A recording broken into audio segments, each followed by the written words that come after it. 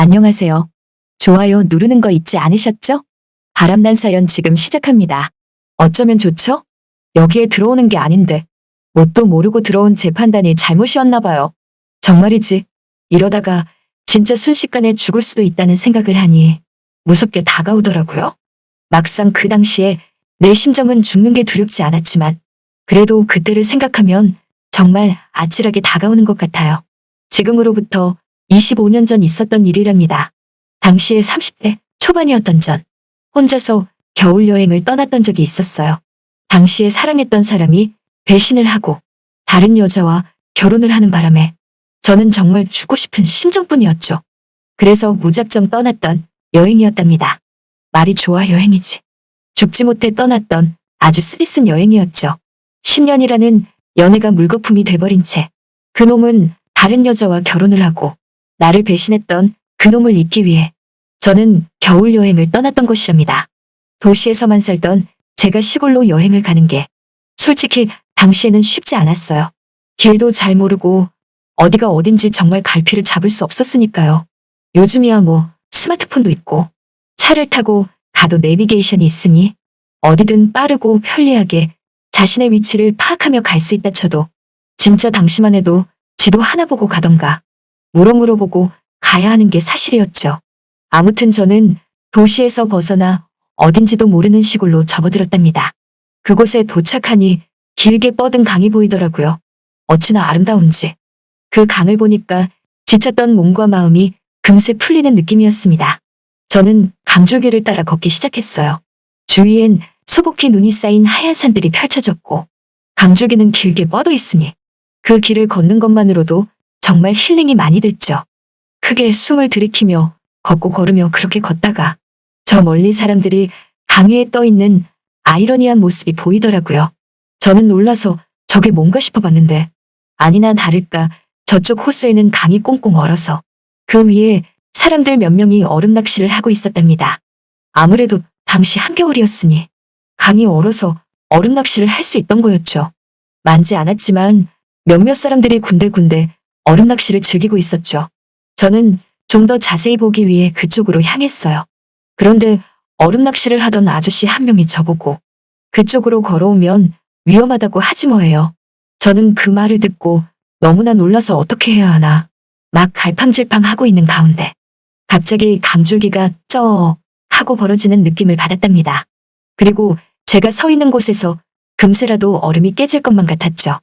저는 놀라서 몸이 얼어붙어 버렸고 소리를 지르며 도와달라고 말을 했답니다.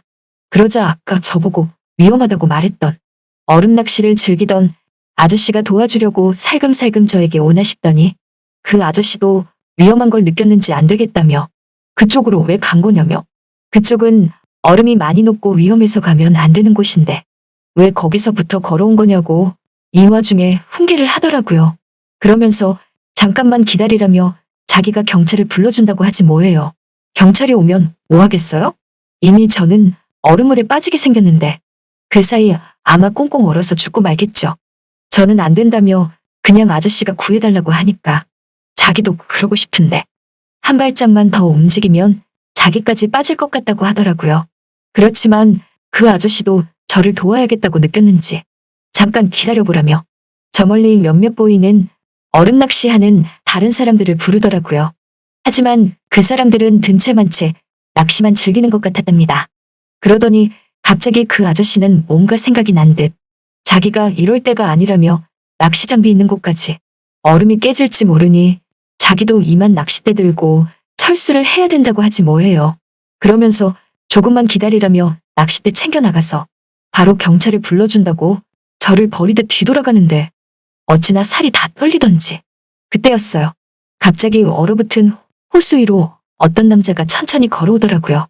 당시에 완전히 패닉 상태여서 얼굴은 제대로 못 봤지만 아무튼 건장해 보이는 남자가 제가 있는 곳으로 오해하듯 돌아 천천히 오면서 제게 소리를 지르며 정신 똑바로 차리고 아래를 보면서 얼음이 덜 녹은 곳으로 천천히 나오라고 하는데 저는 발이 움직이질 않았어요.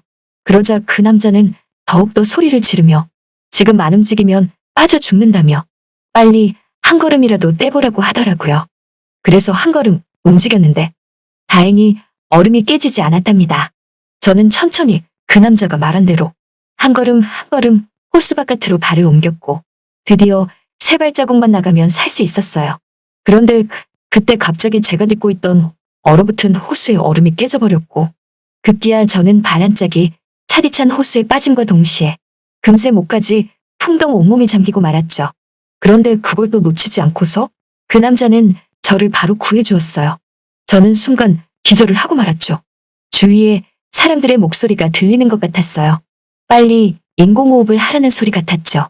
누군가 추위에 떨고 있는 제게 큰 점퍼를 덮어주었고 누군가 인공호흡을 한 것 같은데 거기서 또다시 정신을 잃고 말았답니다. 깨어보니 어느 집 아니었어요. 부뚜막에서 연기가 솔솔 나는 어느 시골집 같은 느낌이었죠. 방바닥이 정말 따뜻했고 두툼한 겨울이불이 저를 포근히 감싸고 있었답니다. 저는 사른 것 같았어요. 몸을 일으켜 밖으로 나와보니 그 집 마당엔 흰눈이 소복히 쌓여 있었죠.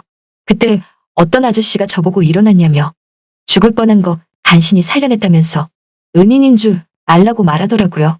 그제서야 조금씩 기억이 났고 저 아저씨가 나를 구해준 사람이란 걸 알게 됐답니다. 얼굴을 자세히 보니 며칠 수염을 안 잘랐는지 얼굴엔 덥수룩하게 수염이 나 있었고 몸은 마치 임꺽정처럼 정말 건장하더라고요. 나이는 보니까 한 50살 정도 먹은 것 같은데 그것도 확실하진 않았답니다. 근데 그 순간 뭔지 모르게 자꾸 뭔가 잘못된 생각이 드는 거예요. 그래서 제 몸을 이리저리 살펴봤는데 아니 내가 입고 있었던 옷은 온데간데 없고 이상한 남자 바지에 다해지고 바래진 윗옷을 입고 있지 뭐예요. 저는 순간 놀라 제 옷은 어디 가고 이 옷은 대체 뭐냐고 물어보니 그 옷호수에 빠져서 말리고 있는 중이라며 옷 갈아입히느라고 죽는 줄 알았다고 하지 뭐예요. 아니 그럼 뭐야? 내가 기절한 사이 옷을 갈아입혔다니 뭔가 기분이 이상했죠. 그래서 아저씨가 왜 생판 모르는 남의 옷을 갈아입히냐고 따지듯 물어보니 그럼 얼어 죽으라고 놔두냐며 간신히 살려냈더니 지금 보따리 내놓으라는 거냐며 살짝 언짢은 듯 언성을 높이지 뭐예요.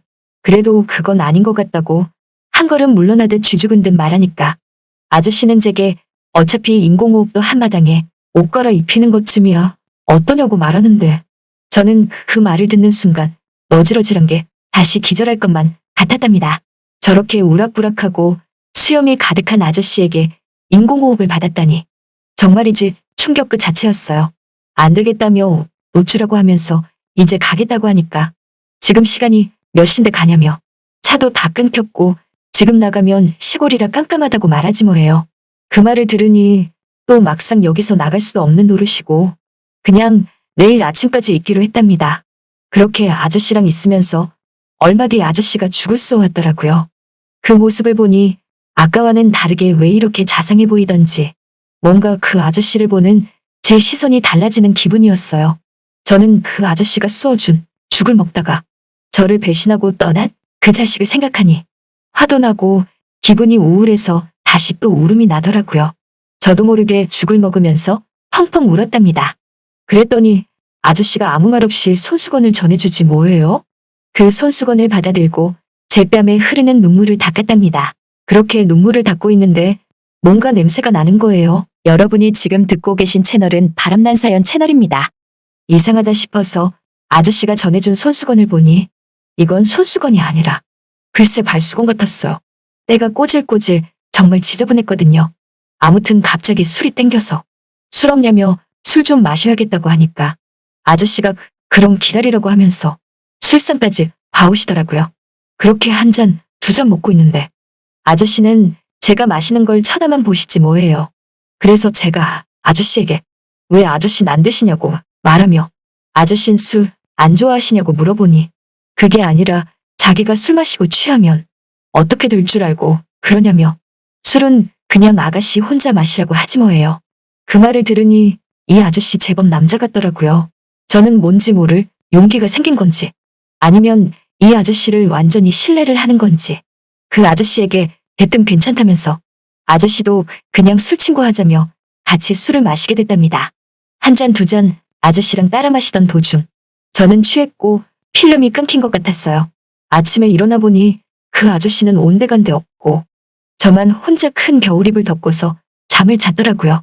기지개를 펴고 마당으로 나와보니 아저씨가 닭 잡았다며 한 손에 큰 장닭을 들고서 백숙 해줄 테니까 이거 먹고 가라고 하지 뭐예요.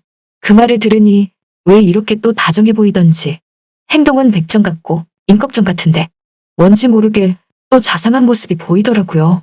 그래서 그런가 솔직히 남자한테 배신당해서 다른 남자는 못 만날 것 같았지만 저 아저씨가 남자로 보였어요.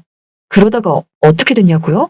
그냥 그 집에서 더 머물러도 되냐고 물어보니 일만 하면 괜찮다면서 아저씨 일을 거들어주며 일주일을 더 보냈죠. 남들 눈이 무섭긴 했지만 그 아저씨는 마치 자연인처럼 시골 중에서도 산골에서 혼자 집 짓고 사는 사람이라 마을 사람들과의 교류도 적었답니다. 그러고 보니 이 아저씨 완전 자연인 그 자체였던 것 같아요. 드디어 일주일의 시간이 끝났고 저도 마음의 정리가 다 되었답니다. 마치 이 아저씨 집에서 몸과 마음을 힐링하며 나를 돌아보는 계기가 된 것 같았어요. 그렇게 아저씨에게 인사를 하고 나오려고 하는데 일주일이라는 짧다면 짧은 시간 동안 어느새 내가 저 아저씨를 사랑하게 된 건지 저도 모르게 짐 챙기고 떠나려던 도중 와라간고 말았죠. 그랬더니 아저씨가 무안했는지 차 시간 늦겠다며 빨리 움직이라고 하지 뭐예요. 그 말이 왜 이렇게 야속하면서 서운하게 들리던지 들고 있던 짐들을 다시 내려놓고 가까이 다가가 그만 그렇게 그 아저씨와 제대로 작별 인사를 했답니다.